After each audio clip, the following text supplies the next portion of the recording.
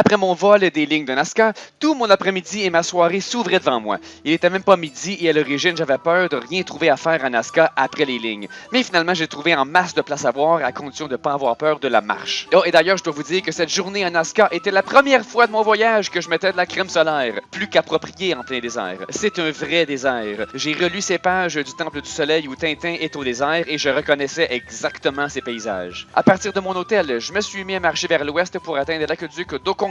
J'ai vu toutes sortes de choses en chemin, cet impressionnant portail, encore des champs de cactus, cette étrange construction, et finalement, bienvenue à Okongaya. C'est pas le même aqueduc que je venais de survoler. Lui, c'était Kantayok, un paquet de trous en spirale. Mais Okongaya, c'est juste un long puits multi-étages. C'est extrêmement reposant et calme. Et surtout, il est complètement abandonné. En arrivant, tu vois ça, et juste ça.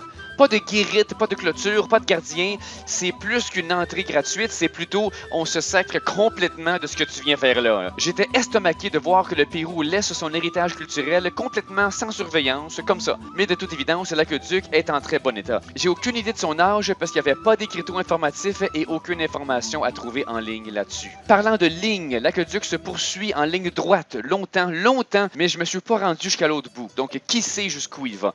Je suis revenu pour passer plus de temps au bassin à l'entrée. Éventuellement, d'autres gens sont arrivés et je n'étais plus seul. J'attire votre attention aux pousses marines roses. Et en s'approchant davantage, on voit que l'étang pullule de petits poissons des chenaux.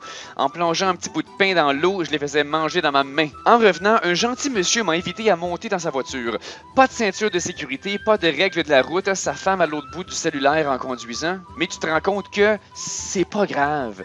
Dans un environnement désertique où il y a personne sur les routes, c'est complètement une autre réalité. Donc je pouvais pas lui en tenir rigueur. Sa générosité était irréprochable de toute façon. Il m'a laissé à l'intersection qui menait vers mon hôtel où j'ai pu planifier ma prochaine visite. L'aqueduc Okongaya, un des meilleurs rapports qualité-prix de mon voyage. Comme le prix c'était 0, le rapport qualité-prix effectue en fait une division par 0.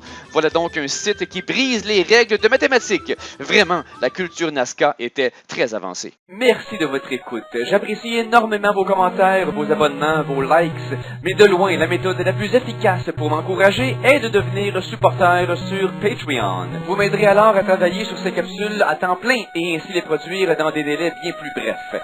Merci, cher public, je fais tout ceci pour vous, mais je fais aussi tout ceci grâce à vous.